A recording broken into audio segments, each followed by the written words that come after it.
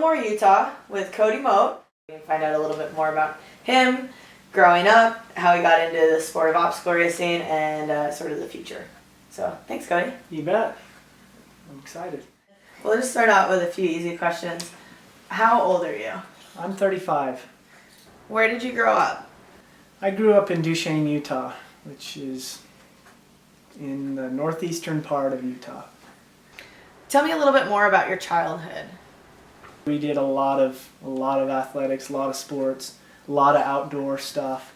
We were constantly in the mountains, hiking, hunting, running, actually doing obstacle type stuff before whatever obstacle racing ever came to be. What was your favorite memory as a kid? I don't know. That's a hard one. There's a lot of good memories and probably a few bad ones. That's a tough question.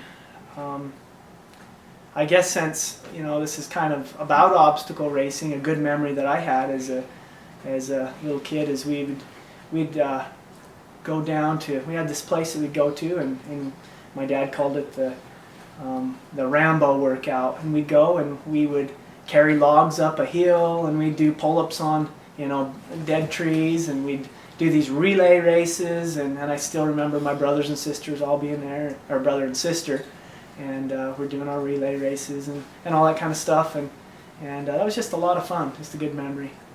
Were sports always part of your life growing up? Yeah, running has always been. My dad was a high school cross country and track coach, and I was always there doing the workouts with the high school kids and stuff. So, yeah. So were you then the running star growing up at your school? I guess you could say that. Sure. And then, did you continue to run? Did you go to college and run there, or what happened after high school? Yeah, I went and ran at SUU, Southern Utah University, and had a good experience there. Enjoyed every minute of that. So for 4 years and a redshirt year, competed in NCAA Division I, and yeah, had a great time. Tell me about when you and your wife met, and how did you guys meet?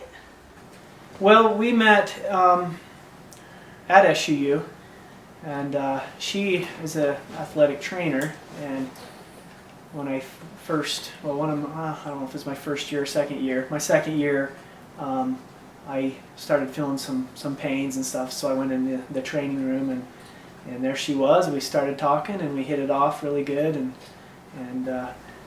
just I went from there. Was she also a runner? Oh yeah, yeah. She did track and cross country in high school, and we did see each other a little bit at state meets and stuff, but that was about it. How did your family feel about it when you started racing? Did they think you were crazy? What was the first reaction that you got from all of your family? They've always been really supportive. I don't know what they thought. They probably thought it was crazy at first, the mud and the crawling under barbed wire and that kind of stuff. I don't know if I've ever really asked them what they thought, so I'm not sure. Tell me about that first obstacle race that you did. How did you get started in it? Well, I was involved in trail racing a lot, and I had a friend who was signed up to do the Utah Beast, the Spartan Utah Beast, and he wanted me to be on his team, and so I said, he's my best friend in high school. I said, sure, I'll do it. And that was before I'd even heard or even thought about or even seen an obstacle race. And so I said, sure, I'll do it. And then I got on the computer and looked it up, and I was like, oh, I don't know what I'm getting myself into, but it was pretty exciting. Did you win that first race that you did? I ended up getting second behind Hobie Call. And did you think that you would finish that well at your first race? I had a lot of mixed thoughts and emotions. At first, I thought, man, I'm going to go dominate this thing, And then as I studied, I looked into Hobie Call, and I'm like, wow, this guy's pretty good. And then there was, as the race comes closer, you start doubting yourself a little bit. And then I remember thinking, God, I don't feel that good. I may not even get in the top 20, you know. And so I had the whole wave of thoughts and emotions on that. What would you say was the hardest part of that first race that you did? Well, you mean obstacle-wise? Any part of the race, though. Just hanging on to him. You know, that was my plan. Was I'm gonna hold on to this guy, and you know, I don't have to go lead the race. He knows what he's doing. I'm just gonna hang on and see if I can match him. And it was kind of fun because I was right on his tail throughout the race, throughout the earlier part of the race, and I watched how he'd go over the walls, and I tried to mimic it. And you know, the first few walls were pretty bad, but as I got going through the race, I got better and better, and basically I just copycatted what he did. And it's funny because on one of the nets, I was trying so hard to stay close to him that I flipped over the net and kicked him in the head. I don't even know if he remembers that, but it's kind of funny. The most important question everybody wants to know is, did you make the spear throw? That's a good question. Yeah, I did. Yeah, I made my first spear throw. That's unbelievable. Nobody makes their first spear throw.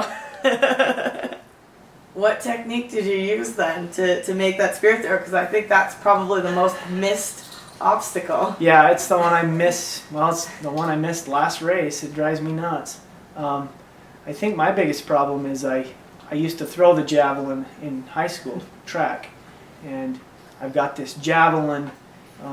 I throw it like a javelin thrower, and a lot of times I'll hit the bell and it'll break out, and it's gotten me more times than I can remember where I've broken through the bell. So I need to just relax it in. Now you're a coach, a father. You also teach, and you train. Talk about what your daily life is like and how you balance all of those different things. Okay, well, in the summertime, it's a little different than during the school year. I wake up about 5, right around there, and do a stretch.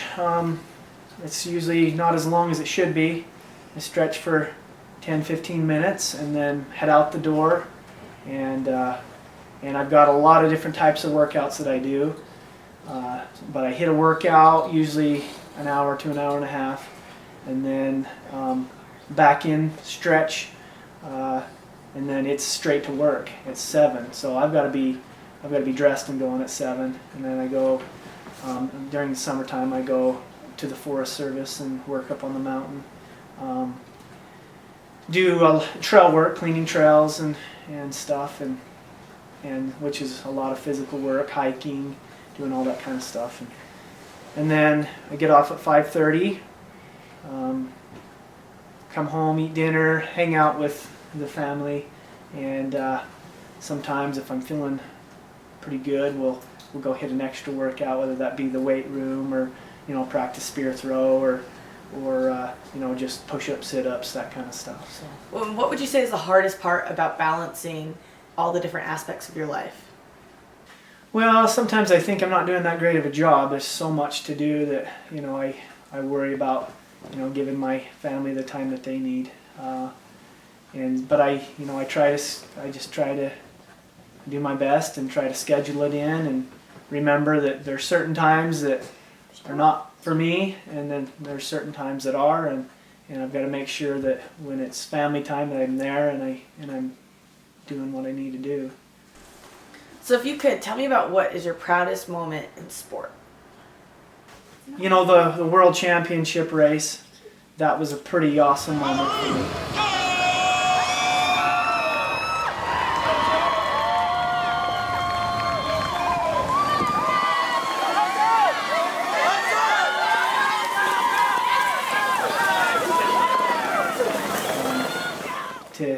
To go from the beast to the ultra beast and to be able to win both of those, that was pretty neat. That was probably the highlight. What's the most memorable race you've had to date, good or bad, and tell me a little bit about why?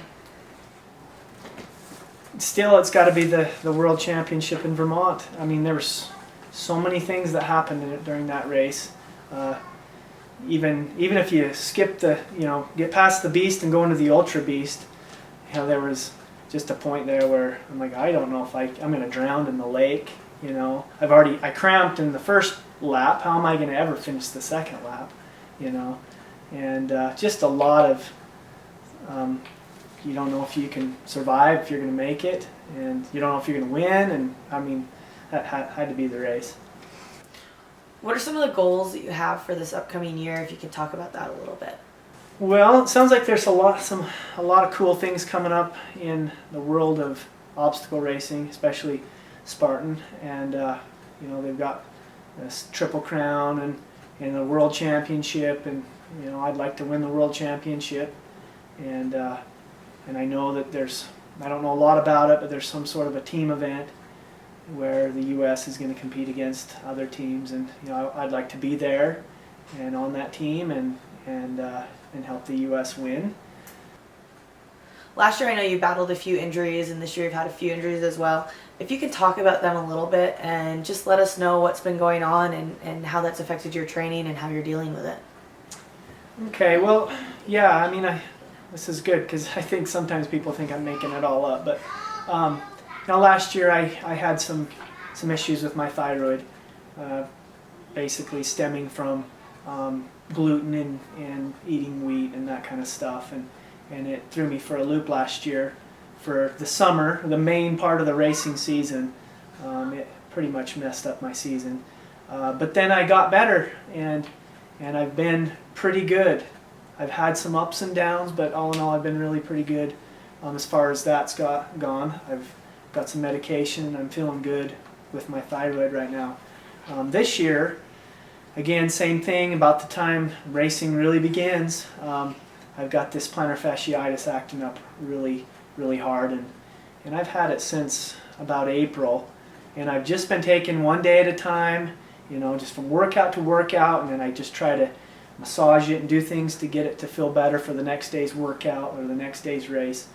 And I've been pretty successful up until 2 weeks ago in the Utah Beast. It really hurt. The last 6 miles of the race, I was in survival mode and not anything other. I just want to survive this race, and so I've taken a couple weeks off. I have been cross training and doing some things, but my normal workouts have changed, and I'm trying to get it better.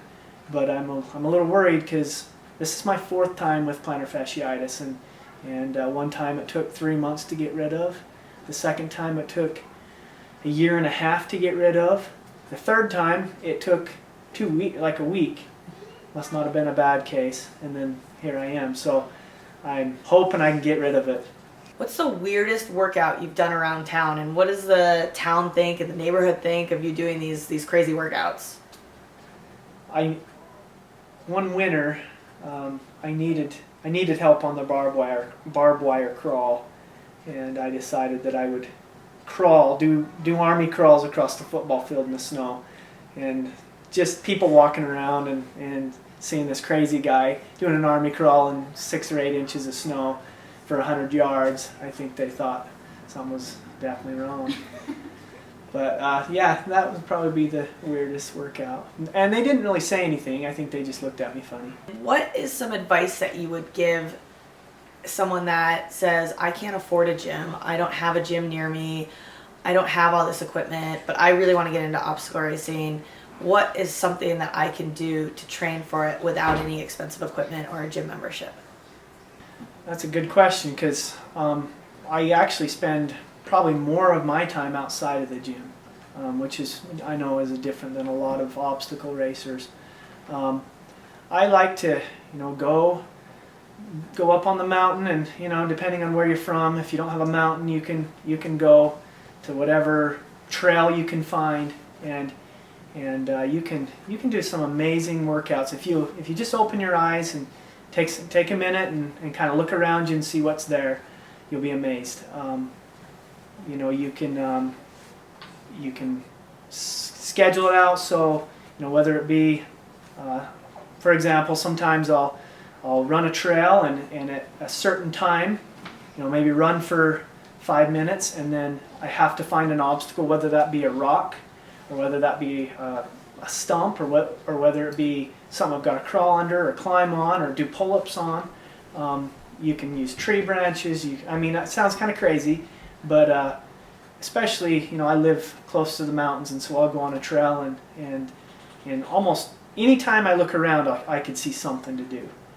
There's something that you can do, or even if you can't find something, you can do burpees. You can stop. You can hit push-ups, and you can hit your crunches, and you can hit any kind of workout you can dream up, and get a great workout.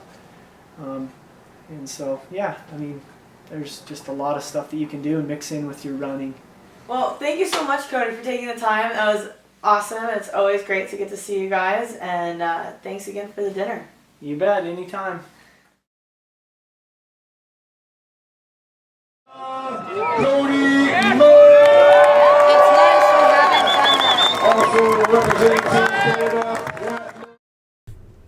This episode of Obstacle and Adventure Weekly is brought to you in part by Win High Performance Sports Detergent, formulated to release the odors and restore wicking ability of your favorite sports apparel.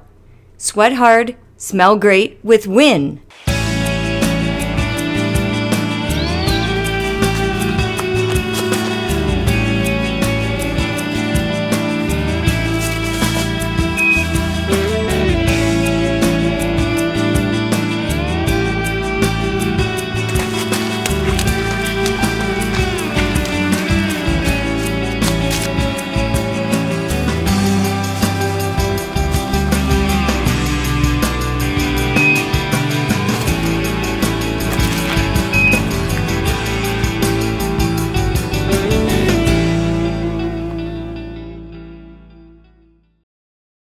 Hi, this is Joe and Noodle, and you are watching, what are you watching? Obstacle and Adventure Weekly. All right, ready? Yep. Hey, this is Joe and Noodle, and you are watching Obstacle Adventure Weekly.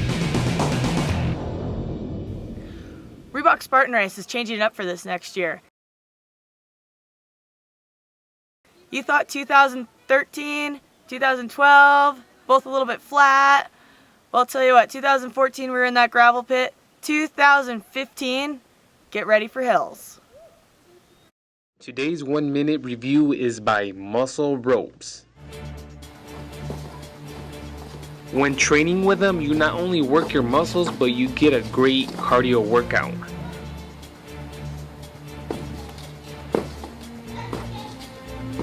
They weigh anywhere from 18 pounds to over 50 pounds.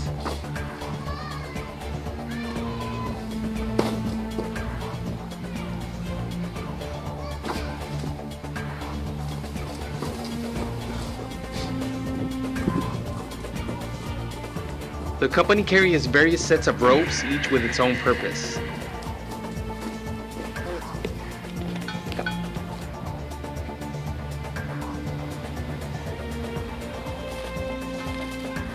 They are great for gyms, your backyard, or even taking them to the park and have a group workout.